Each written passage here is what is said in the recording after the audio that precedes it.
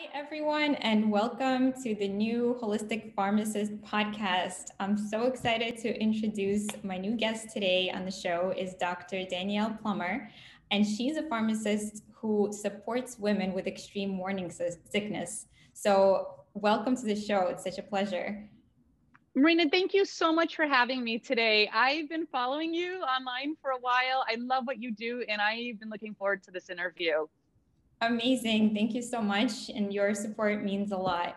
So I'm really curious, about your background and where you grew up and why you went to pharmacy school and, how did you become a pharmacist? So I grew up in New Jersey. My parents were originally from Connecticut, and my dad is now a retired pharmacist, but was a director of pharmacy for Wakefern Food Corporations. On the East Coast, they have ShopRites. Through my childhood, he traveled a lot, and I followed his career as he grew in the pharmacy world. And then after I graduated high school, he moved out to Las Vegas, where there was a desperate need for pharmacists. Both my grandfathers were pharmacists. And I always knew someday I would become a pharmacist. Life just took me in this completely large, well-rounded circle till I became one. And that was 2016. I finally got my PharmD. So it's been a long road, and the past 4 years have been truly just amazing. Wow. Yeah. I can't wait to explore all the steps that you had on your path, but it sounds like you truly have a rich background, with your family history and ancestors, and your lineage is really just like steeped in pharmacy. So that's awesome. I have a fun fact. My grandfather was the last pharmacist in the state of Connecticut to become one by apprenticeship. He never went to college, and he had his own pharmacy for many, many, many years. He passed away when I was 4, so I didn't get to work with him. But then my uncle, this is on my mom's side, took over the store. And at some point in my childhood, before I became a pharmacist, he, I think, sold out to a chain. I hate to say that, but I don't know what became of the store in the end. But it's fun to look at those old photos of what pharmacy was like back. My grandfather started that in the 1940s. I think he'd be rolling in his grave to know what I paid for pharmacy to get my PharmD today. Oh my goodness. I went to the Historical Pharmacist Museum in New Orleans, and it was amazing. And my whole mission is really to connect us to the traditional medicine that really does work and is so cheap and or accessible that we can just incorporate into personal and self-care and use in public health and prevention. Just to keep ourselves strong and healthy so that we can become resilient and face sicknesses, without being stressed about it and just fight it off. And so that's just so amazing that you have this history. And I think if we combine the good things that the past is teaching us with the new technology that's in development, that's the way to move forward in the most, accessible to all way, and then still treating the things that need to be treated in like a more aggressive and targeted way. I absolutely love this. That's the absolute truth. To take what's been around in your background as an herbalist, where I went to school, we didn't learn much about herbs. So that's one of the reasons I think after this podcast, I'm going to be picking your brain going, how do we treat these women that I work with from an herbal perspective? Because there are no safe, FDA approved, safe and effective medications for hyperemesis gravidarum, the extreme morning sickness that I work with. Absolutely. And it could be so debilitating. And like you said, there's not much modern science is offering us. So we really need to look, widen our scope and just look beyond and see what is the mechanism and how can we support that system from reacting in that way. Yeah. So definitely that's a whole other topic that we'll talk about, sure. But let's get back to your journey. So tell me like what you were thinking of doing growing up in high school, how did you settle into college and what was your major back then?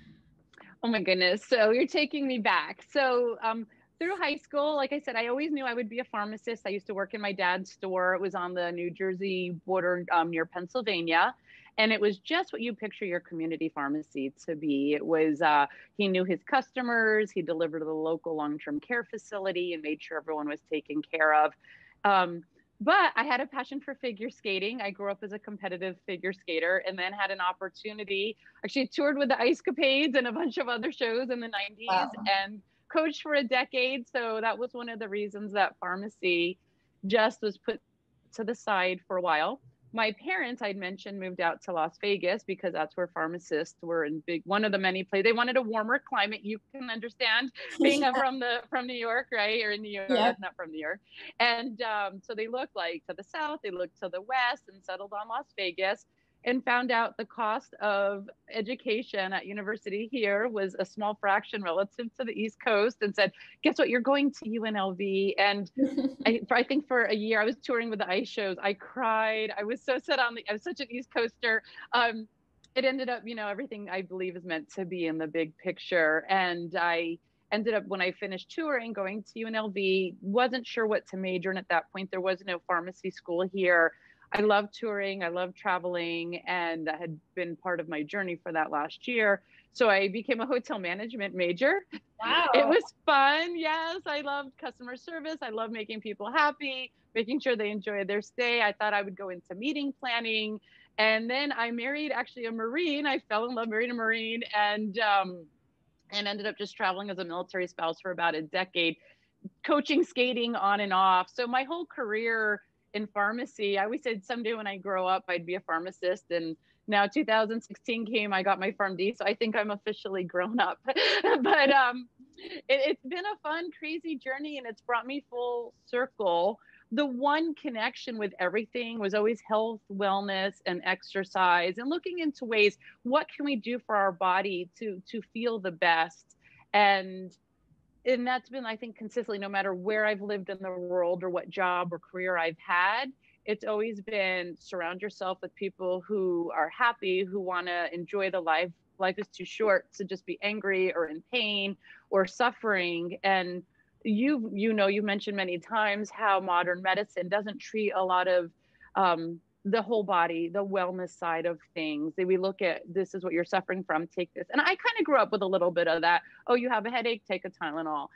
Oh, you hit your knee, start with some ice, but okay, take an ibuprofen, try a cream. Let's see what will help. But we're not going when we have bigger, more extensive disease states. And I love that you and all your guests really look at it from that root cause, from a functional medicine perspective.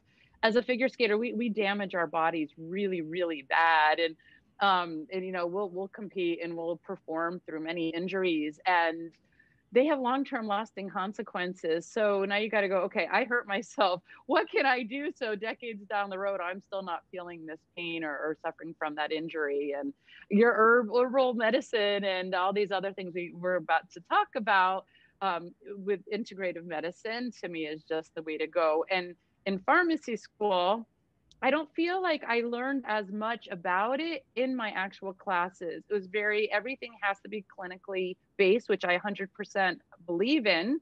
But there's so much out there that we don't have the clinical evidence for, which, of course, is one of the things I'm passionate about. And we just need the clinical studies to prove that these long-term remedies really can have a beneficial effect.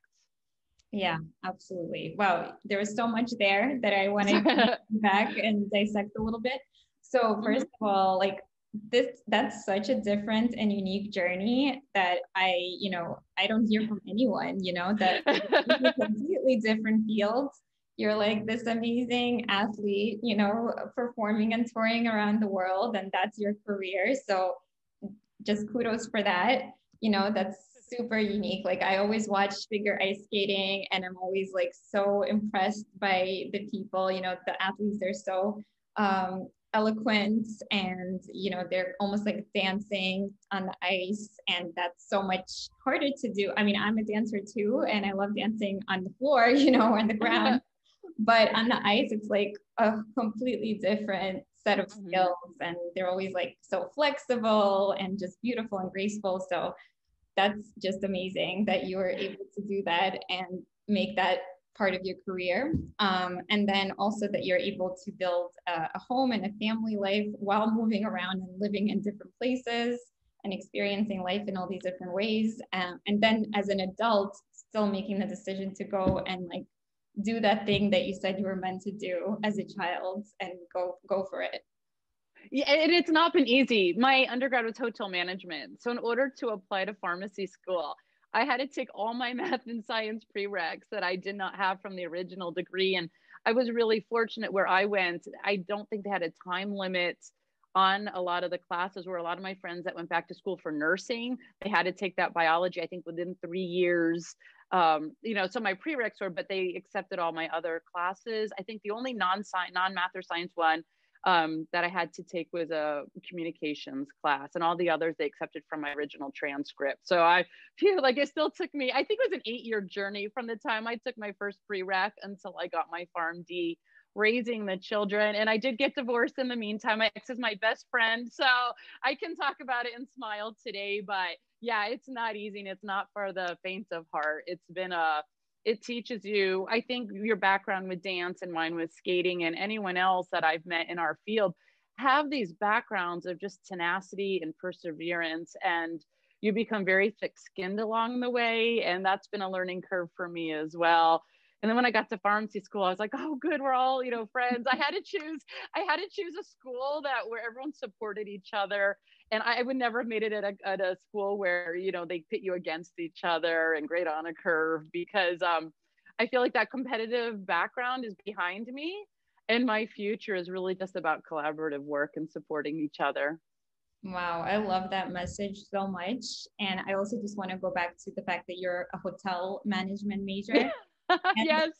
First of all, even though you knew that eventually you were going to do something scientific based, that didn't stop you from pursuing what you wanted to do in the moment, which is amazing. Right. It's like, hey, this is what I want to do now. And like, I'm just going to live in the present, and then I'll figure it out. And I think that's just so refreshing to hear that, because people usually like plan ahead and like try to make the smart decision. Like, oh, this makes sense because eventually I want to do this and that.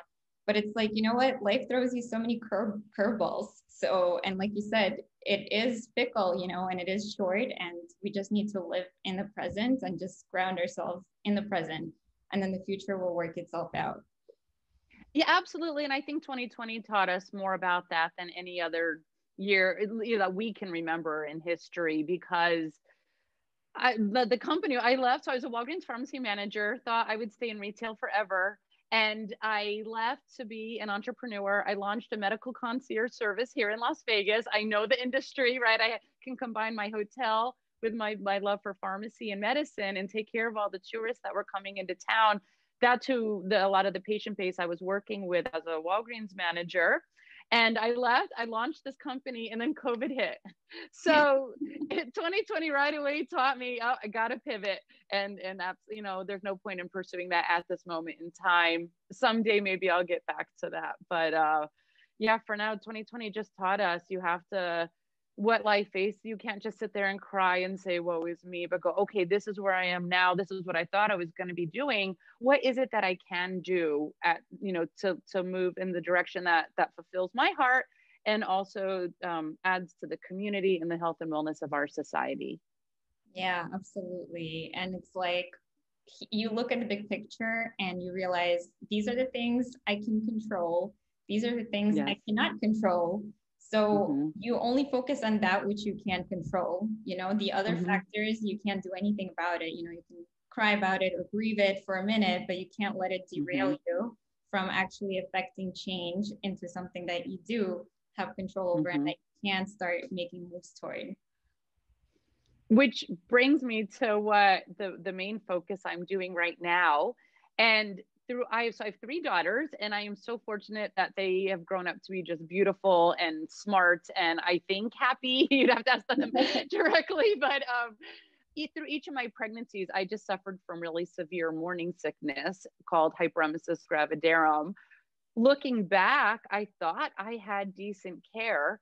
It was horrible. Third time around, I absolutely knew what I was getting into, thought I had my ducks in a row, and it was still just a nightmare. And then when I was in pharmacy school, I just learned so much about nutrition when you can't eat and didn't know that existed. And I thought, how did I get through 27 months of my life through these 3 pregnancies and not know about tube feeding and not know about these other medications that were never offered to me and never even a conversation with my practitioners? And so that has actually, all these changes and all these things I've gone through in life seem to have just brought me all back to this moment where I can help women. I was surprised to learn with all the women that suffer from this. And I'm I'm a board member for a foundation called the Her Foundation, hyperemesis.org, who I discovered my third pregnancy. And just knowing there were other women out there, this was before smartphones and social media and easy access to information. So I didn't know anyone else that would deal with this so difficult, extremely difficult, and potentially lethal, fatal disease state. And then I found that Her Foundation, my third pregnancy, and was like, oh, there's other women out there. They've spent the past 20 years really educating practitioners, supporting women, doing research. They've published some amazing research, but yet women are still suffering. And there's still so many women out there that are just dismissed with this disease state, being told it's normal. So of all these careers I've had through my life, all the traveling I've done, it just seems to bring me right back to this is what I'm meant to do for my future. Yeah. Life is always giving us little signs and nudges, sometimes more gentle than not. So it's up to us to pay attention and follow that gut instinct and that feeling and that purpose and mission. And now you're armed with all the knowledge, and you can impart it and continue to research any emerging evidence and ways to help your clients and patients, and help educate and spread awareness. Because I feel like, especially in this country, pregnancy in general is almost treated as a disease state, because it's like a lot of hospital involved, and I associate hospital with sickness. And I think just having it be a pleasant, nice experience for women, and that involves a lot of support and care. Like, it takes a village to raise a child, and it also, the mom and the future mom needs a lot of support too. So, if we treat it as a community of support, and that you're not alone suffering with your debilitating nausea, I think that's also very, very helpful and important. And what happens in the United States, and I don't know how it is in other countries, but from the moment you find out you're pregnant, you don't have a real first appointment at the earliest 8 weeks, maybe 10, maybe even 12 in some situations. So you're missing the most important time where you need optimal nutrition, and you're completely malnourished and dehydrated. And when you reach out to doctors, they'll say, oh, go to the ER. Well, ER doctors are just that. They're true emergency doctors, and they're not trained on chronic malnutrition. And these women aren't being treated as if it were chronic malnutrition, which it is. And I think if you were to flip the name of the disease state and just looked at the symptoms, you would be, our society would be horrified. But because it was pregnancy that's causing this, women that can't keep, I want to put a trigger warning out. I don't want to say anything. Everything triggers women in this disease state. So if I have anyone listening, close your ears, because it's so powerful what happens to the body when you can't eat and you can't drink and you can't, just for extended period of time. So we always say, take your prenatals. Well, you can't take a prenatal. We say, well, drink water. You can't drink water. We say, well, try to eat something. You can't eat anything. It just comes right back. And it's a terrifying situation. And what happens when a woman can't work is that you lose your job. FMLA only protects you, I think, up to 13 weeks. And even then, a lot of women get a runaround. There's a lot of loopholes through that. So now you lose your job. You might lose your health insurance. You've lost your friends because you can't socialize at all. And for the most part, family doesn't understand. Now, one of the studies that came out was that there is a genetic connection. Dr. Marlena Fejo and the Her Foundation and a nurse named Kimber McGibbon, one of the co-founders, published their study. They found the gene that does connect this. But I think it falls a lot into epigenetics as well. We're just, because my mom didn't have it, my aunts didn't have it. Everyone's like, what's wrong with you? Why are you still sick? They go, first, wait till 9 weeks, 12 weeks, 15 weeks, 18 weeks. I'm like, I'm still sick. I still can't keep anything. They didn't understand why are you still sick? And I didn't live near any of my family at the time. And even my girlfriends were like, why are you still sick? Oh, it's normal. We all experience it. I go, no, I'm completely malnourished. And the fact my girls came out okay is just truly a miracle, because I work with so many women now where they're not okay and their babies are not okay. And the scary fact I learned recently was 1 in 3 pregnancies of hyperemesis gravidarum patients do not make it to term, whether it's because their own organs are failing or they're just so malnourished. And so my mission in life is to get all the medical practitioners out there, not just the OB practices, because again, they're not being seen by OB at this point. It's the hospitalists, it's the ER doctors, it's the midwives going, we need to like attack this from the beginning. We can't be cautious because it's just going to snowball.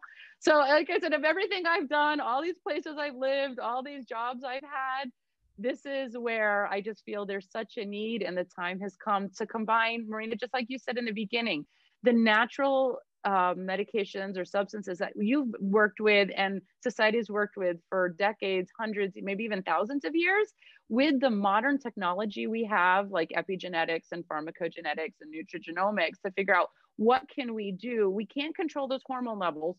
We don't know exactly what's causing it. It may be, like you mentioned earlier, HCG before we started recording. It may be the progesterone. There's another hormone called GDF15 that the Her Foundation discovered has a strong connection, has become really high and is linked to that extreme vomiting. But until we can control those levels, what can we do to help these women? And there's a lot, and it's my mission to get, as a society, everyone supporting each other. Yeah, I love that. And this connects back to like why you chose hotel management and you love serving people and being in contact. And that totally fits pharmacy too, whether it's retail or having a consulting business. It's just serving, you know, and using your knowledge to help somebody and improve their outcomes and their health and well-being. So for these women, I just want to reiterate that the pregnancy itself is not a pathology. It's normal and beautiful and natural. But this extreme nausea, the hyperemesis gravidarum, that's what is a pathology, and it's not normal. So what I'm hearing you say is that it's really the root cause of that is about malnutrition. Mm-hmm. So you, from my understanding, you know, you really have to prepare the body for pregnancy. So there's like a whole pre-pregnancy, you know, pre-trimester, I guess, where you can optimize your body for fertility. And so in ancient traditions around the world, they all had these fertility foods that they would eat that would, you know, really support the body and, the, you know, growing a new body inside of you. It needs additional extra nutrients. So I really followed the Weston Price, you know, method, where these are the foods that traditionally were eaten. And right now, obviously, years and years later, with our pretty different environment, more toxic environment that we're just burdened by, and more processed foods and inflammatory foods and stressful environments, yes, the nutrition has declined in even these healthy foods. But again, I think there is a way to kind of revert back to that wisdom and incorporate it in our modern culture. I have not heard that. That's one of the number one questions I get is, what can I do? I've had one baby. I wanted a bigger family. I can't go through this again. What can I do to prepare my body? And I have to look into this now, what these other cultures do and have done for a very long time. I advise women to increase their B vitamins. And we have an interesting, I guess, historical fact. I don't know the best way to say it, but many years ago, our government decided to add folic acid to all of our grains, but we didn't know about the MTHFR gene mutation. So many of us cannot break down and convert that folic acid, which is synthetic, into the natural folate, the L-methylfolate in our body. I found out I do have that gene mutation. Again, it's the fact that I was so malnourished for so long, and I have this gene mutation. My girls came out okay. To me, it's just hopeful to so many women. But I wish our government would step back and say, hey, check this out first. But right now, ACOG, the American College of Obstetrics and Gynecology, is like, let's not test every woman on this, because we haven't, because I'm the perfect example. You have the gene mutation, your girls came out okay, without any birth defects, knock on, thank you. But there's so many women that I feel that this, I don't know, we don't know yet. We just need a lot of research to go, does this come into play? How does this work? And that's where that modern science can really help these women. So I always say, just start with the methylfolate, the folate, not folic acid in your supplement prior to getting pregnant, because until you find out if you can convert that or not, break it down, metabolize it. The other thing I've just learned so much recently is about thiamine is just as important, your vitamin B1, where high levels of thiamine, if you look at our recommended daily allowance set by our government here in the United States, I think it's like 6 milligrams, something tiny, where we need like 100 milligrams a day. And in that first trimester, if you have hyperemesis gravidarum, you just become depleted right away.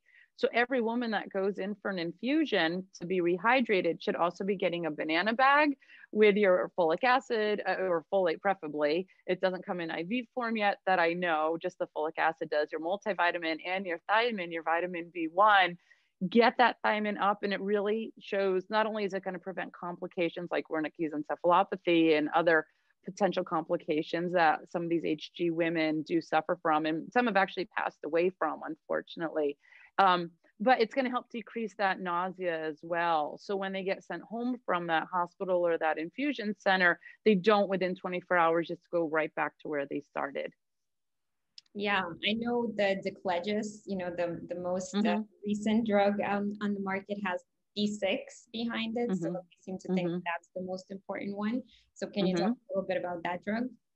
I would love to. The history behind Declegis is quite extraordinary. So in the okay, let me back you up a little bit more. Back in the 1950s in Europe, they gave pregnant women with extreme morning sickness thalidomide. And the terrifying thing, right, was that all these babies came out with these horrible birth defects. And anyone could look at, if you don't know, look at this history. And it was actually held up in the United States by one woman in the FDA that says, wait, I can't approve this yet because I haven't seen the evidence behind it. And it was her holding that up that prevented an entire society of babies in the United States, prevented them from being born with these birth defects. So after that, as a society, we became understandably very, very afraid to take anything while we're pregnant. And really, if you don't have to, don't. In anything with medicine in general, it's always the least amount you need for the best effect. And it's always risk versus benefit. Nothing out there is 100% safe. Even the foods you eat, you mentioned, and the supplements in the grocery store. So that happened. And then medication came out. It was previously called bendectin. Same medication, your vitamin B6 with your antihistamine in there. And in the 1980s, all the moms who had babies, I say all, I'm generalizing, moms who had babies with birth defects sued the manufacturer of bendectin. Bendectin then spent a fortune in lawsuits, proved that their medication did not increase the risk of birth defects. They won the lawsuits, but it cost them so much that decided it wasn't worth making the medication and making it available. So then when I first became pregnant in the late 90s, nothing like this was available. And I knew, because my dad's a pharmacist at the time, just go get your Unisom and your vitamin B6 over the counter. Honestly, I couldn't swallow anything, didn't really get to where it needed for enough time. Nothing really helped me. And that was that. So I was very surprised all these years later when Declegis came out. It was a Canadian company, bought the rights, rebranded it. And here I was working at Walgreens, seeing this $200 or $300 medication that's the same as two very cheap, very old over-the-counter medications. So it surprised me. Now, that said, it does have a bit of a delayed release. I have met women who swear it helps them. If I were to take, pregnant or not pregnant, Unisom, it would knock me out for like days. That's what it's meant to do. And that's what it's meant to do, because it's working. But the thing is, it's also working depends what your indication is and what your side effect is. It does both. It's a sleep med if you buy it as Unisom. It's an anti-nausea med or if you buy it as Declegis. Now, I did read another clinical study that said it matched the same as placebo. Is it mind over matter? I think it helps the women who are depleted in vitamin B6. And maybe those ones where it's reaching those antihistamine, the think it's the H1 H1. receptors, Yeah. H1 receptors, thank you. And it does have that anti-nausea effect. So there is some, I always tell people, if you want to try it, go ahead. You can start with that one dose at bedtime, taper up to where the manufacturer's recommendations are on how to use the medication. We know it's safe. It's the only, I think, correct me if I'm wrong, the only medication FDA approved as pregnancy category A for nausea. But, you know, we know it's safe, not proven effective. Yeah, I believe so too. But the price tag really is, it's like, if it's not covered, which it's often not, the patient can just take two simple over the counters too, but they are often reluctant to take two, tablets instead of one, I noticed. So they'll be convinced that the $200 medication is better than these two simple over the counters. Yeah. And there's now another formulation I just blanked on the name, that's even longer lasting. And I think the slower release decreases some of that sleepiness effect, and women tolerate it better. Yeah. So I think I did see another formulation, but I forgot the name too. It's pretty new, so I haven't gotten too many prescriptions for it. But basically, I find that some other therapies are helpful, or avoiding certain triggers can be helpful. So you mentioned before with like the synthetic folate, and when I became pregnant, I was by no means an expert on any of this stuff, and I just like did so much of my own research when I found out, and like now we have 9 months to kind of read up on what to do. So that gave me a good time to get acquainted with what to do. And I read about folate, one of the things, and how we need it in the natural form and not in the synthetic form. And I also learned that besides, the grains being formulated and fortified with these synthetic vitamins, and adding them back in doesn't mean it's assimilated back into our bodies. And the way gluten is processed in this country, it's just very different, and it could be very inflammatory to us. And a lot of women actually do better with nausea if they're off gluten. That's what the studies that I've read. Interesting. I'll have to look. So I just want to throw out Bone-Gesta is the long lasting combination. And I do want to throw out to anyone listening, to let their patients know, or if you are a patient, if you cannot afford it, there are some ways around it in addition to what we mentioned. If you do want to try the longer lasting, and reach out to the manufacturer. If you're not on a government insurance, then they'll have that manufacturer discount coupon, and or they have other ways to help you afford it. But just throwing that out there again, we know it's safe. But going back to what you said with the grains, that's absolutely fascinating to me, because I find a lot of women with hyperemesis gravidarum, it's the carbohydrates that their body's craving. But yet we talked about, what do you do the months prior leading up to becoming pregnant? Have the high, I've read on women, again, there's no actual clinical study that's been done to prove this, but you want that higher protein, higher fat, lower carbohydrate diet prior to becoming pregnant, so that you have those reserves when you do become pregnant, if you were to go through this. So yeah, we don't know what's going on with grains in our country, huh? Yeah, exactly. And you know what? You can get your carbs intake met without consuming any grains. In fact, prehistorically, this is how we'd never had grains until we had agriculture, right? So, we used to eat kind of like a paleo diet most of the time, and we can do absolutely fine if we don't consume grains ever, It's just like we're so used to it, and in the cultures that we grew up in, that it just seems wrong not to. But if we look in our own bodies and how we feel, if we do cut them out and then notice a difference, then we might want to just stick to the way when it makes us feel good. So just eat the food that makes you feel good, and avoid the food that doesn't, because you honestly don't need that food. You can have your carbohydrates from starchy root vegetables, and from even some root plants. They're full of prebiotics that we would need, and really just like healing your microbiome and replenishing your nutrients, and avoiding grains that might actually take the nutrients out, especially with the way you prepare it. Some grains and legumes, I never say that right. But basically these things can be problematic because they can, if they're not prepared the right way, they could actually leach nutrients away from us because they contain what's called anti-nutrients that bind to our whatever is happening in our digestive tract and actually prevent us from absorbing it. Amazing. So the question is, you know, maybe that's something I need to do in the future then, is create a diet plan for these women. Cutting out grains, I'm a product of our society. It is not easy. You had a previous guest on, a few of them, I think, with food allergies and children with food allergies, and they've talked about how difficult it is to cut it out. But wow, how it comes into play and how powerful it is in so many different, as quote, quote, disease states, you know, the reactions from it. And that goes back to with Hyperemesis gravidarum. You know, we say we don't know what causes it exactly, but when you're malnourished already, if you've been eating in a typical American diet, that's definitely not going to help you have the healthiest pregnancy. Yeah, and they also monitor you throughout pregnancy for gestational diabetes.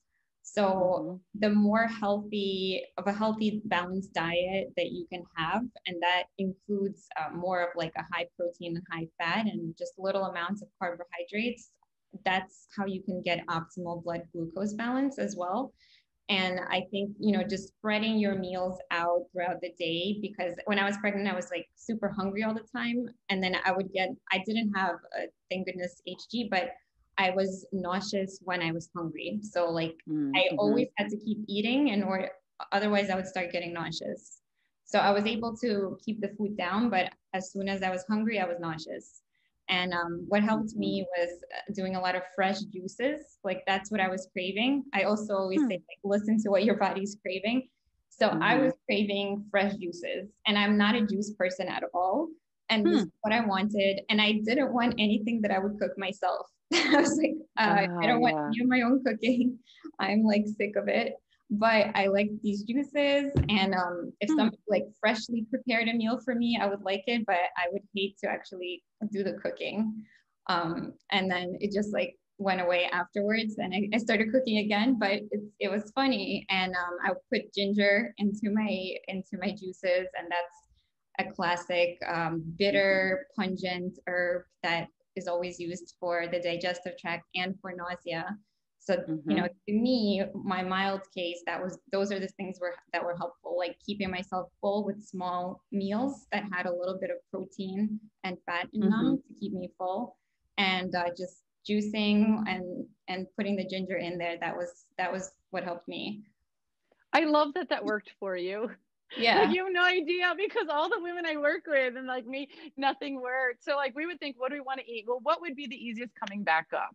Like that's how we think when you when you have this disease. So I love the fact that worked. And that's where everyone starts, because you can't let your stomach get empty. Just like you said, you don't want that acid to build up, and then you're just, no matter what you eat, isn't gonna get to where it needs to go. And then there's jokes. I've been crackered, I've been gingered. Now, ginger does have the clinical evidence behind it, which is nice. But, you know, juicing wasn't a big thing when I was pregnant. So I'm curious if that would have worked or helped. I'm going to put a little survey out and see if that's working for any of the women that I help. And, you know, about drinking water or juice, I also find like drinking small sips is more easy to keep down than like gulping something down. And I'm actually very prone to things coming back up. So I'm actually surprised that I didn't have much of an issue with that. Like anytime I take like a supplement on an empty stomach, it comes back up. I always need to take supplements on a full stomach. So that's amazing. And I'm not. I used to have like a cast iron stomach. So that really shows how it changes like your body while you're pregnant. And everything changes, where things move, how, you know, how they, how food stays in you, or like, yeah, sipping is a must. There's no other way if you feel that way. But that's a lot of things like the doctors will miss. And I'm normally not a fan of antacids of any kind, but with these women, it can make all the difference in the world. So that's something that I see doctors miss a lot. I'm actually, one of the things I do right now, I've been doing for many years since I graduated, was a per diem hospital pharmacist. And every time I work, I swear we have a woman either in the ER or being admitted for extreme nausea and vomiting. So I always just go over their med list with the doctor. And the hospitalists where I work are just, I think, phenomenal, and are open to our pharmacist suggestions, where I know when I worked retail, those doctors were not open to pharmacist suggestions. And I said, get them on a banana bag, get them high dose thiamine, get them on an antacid. And I know at the moment we're talking like pantoprazole IVs backordered. It's hard to get, so we'll get them on famotidine, one or the other, but something so we can get that acid settled down before they go back home. And then I always tell people, because the long-term effects of those PPIs and HRAs are just not good. Yeah. So as soon as you don't need it, get off it. But if it's going to save you through this pregnancy, give it a try. Yeah, it's always risk versus benefit every single time. Mm-hmm. So what about just simple things like Tums or Alka-Seltzer? Yeah, they don't work. It sounds good. I am a proponent of I like Tums because it has that calcium in it. Yeah. It's great. I always tell people, give it a try. The problem is when you try that a lot early on and it comes back up, just the thought of it or just the look of it now makes you sick. So it's one of those, just like we talked about with diclegis, early in the pregnancy, give it a try, see if it works. It's not going to hurt you, right? I always tell people, just make sure you don't choose any of like Rolaids or anything with aluminum in it, because you don't want to be taking that while you're pregnant. But that's where we start. We're going to start with Tums. We're going to start with your diclegis and see if that works. If that helps, great. And then you don't have to move on to the more controversial, I would say, medications, which goes back to originally, if you're pregnant, you really don't want to take anything. You don't have to. Can I talk about Zofran? I know it's a holistic website. Yeah, before you go on Zofran, one more thing about the over-the-counters. So like Mylanta is a safe over-the-counter, but that has aluminum hydroxide. So that would be a no-no. Mm-hmm. And that's amazing that it's up there on the shelf for everyone, and doesn't really say not safe for pregnancy. It's crazy, right? Maybe it does have a generic disclaimer, but I don't think it does. I think you're right. And when you're pregnant, I always tell people, ask your pharmacist. They will look up. And recently they changed, not so recent, but they changed the categories from A being the safest, and then X being teratogenic, and they're coming up with a new system, but I haven't seen it in play yet. But you got to just research don't go by the name of the product, go by the active ingredients in it. Absolutely. So yeah, so amazing. What did you want to share about Zofran? Okay, so Zofran, I just love to get this message out, because when I did my own pharmacogenetic test, I found out I have a variation that would increase nausea and vomiting in me based on the ABCB1 gene, and it's a CYP metabolizer as well. So I'm urging every pregnant woman to get this done. What happened in Europe, a clinical study was done, very small and, in my opinion, very flawed, that showed a slight increased risk in congenital abnormalities. Now, I have met, there was a pharmacist on a Facebook group I'm part of that swore that her baby was born with these birth defects. So I don't want to discount anyone who's had these experiences. My heart goes out to you. That said, there was a meta-analysis done by Harvard and many other studies afterwards that showed ondansetron or Zofran did not increase the risk of congenital birth defects.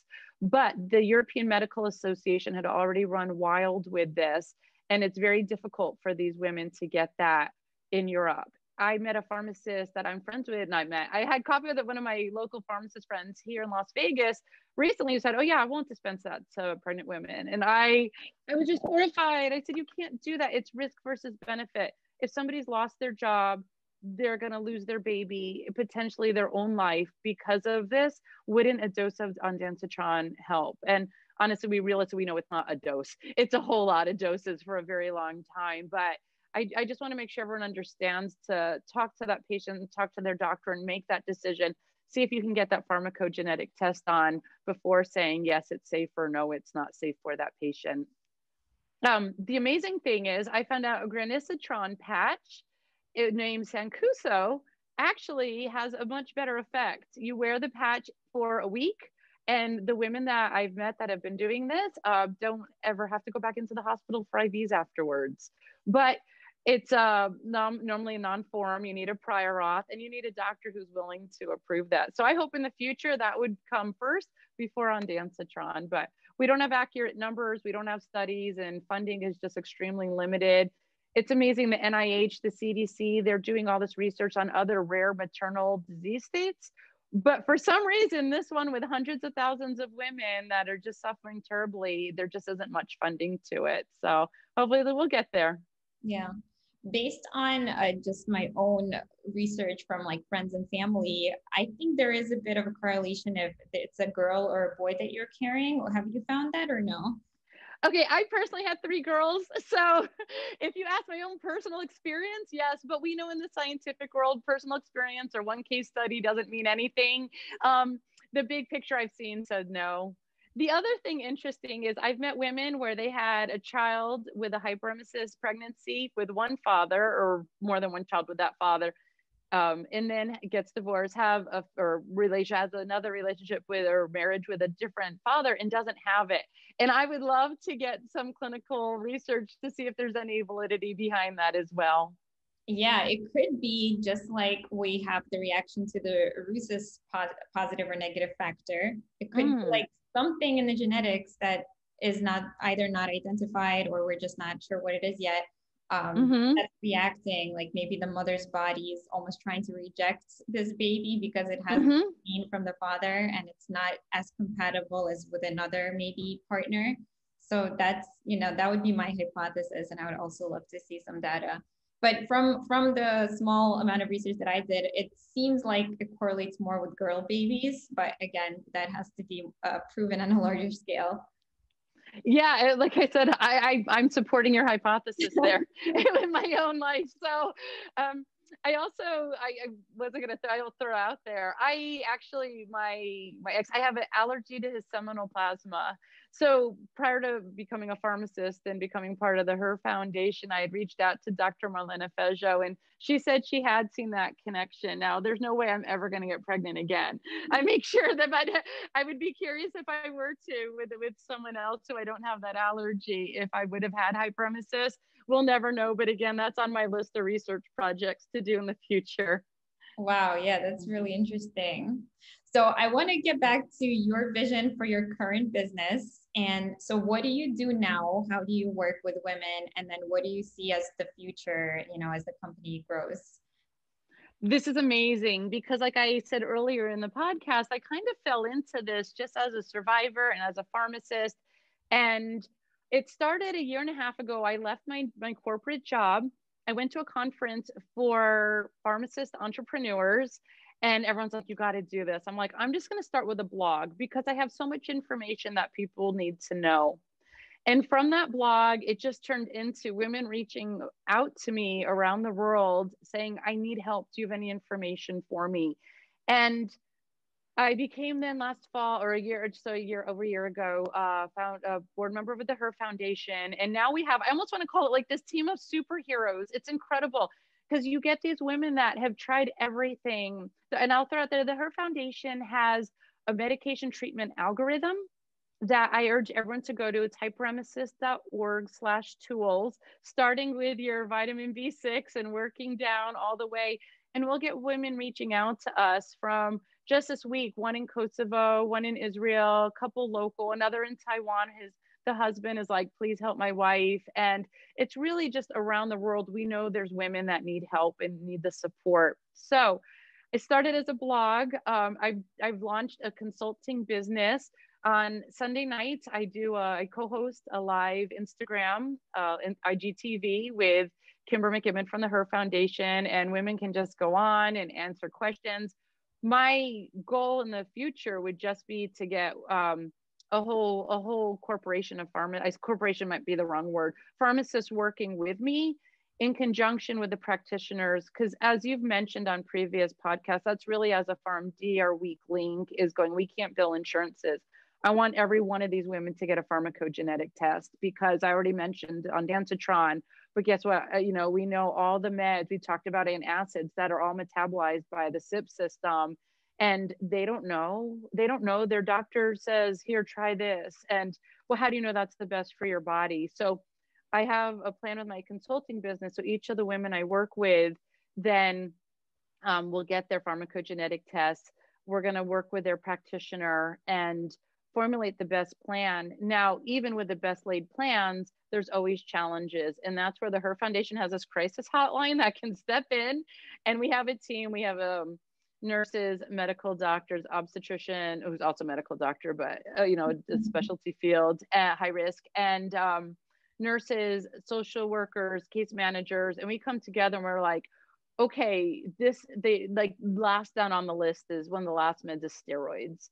And for some women, that's their lifesaver. Now we know how steroids work in the body. You can't just say work here and not there like all meds. So it's a big risk when you want to get to that. But hey, get your pharmacogenetic test done. Let's get a gauge on how to dose this so you don't end up with too much of it, but yet your nausea and vomiting is decreased and you can get some nutrients in you. From there, there's experimental meds. Mirtazapine is one, gabapentin is one. I just spoke with a researcher, a doctor in the Northeast as well, who published using gabapentin for HG women and swears by this. Again, risk versus benefit. Right now, we're not starting there. Much more research is yet to be done. So so that's just one component. Mental health is it goes hand in hand. There's women out there being told that, oh, it's all in your mind.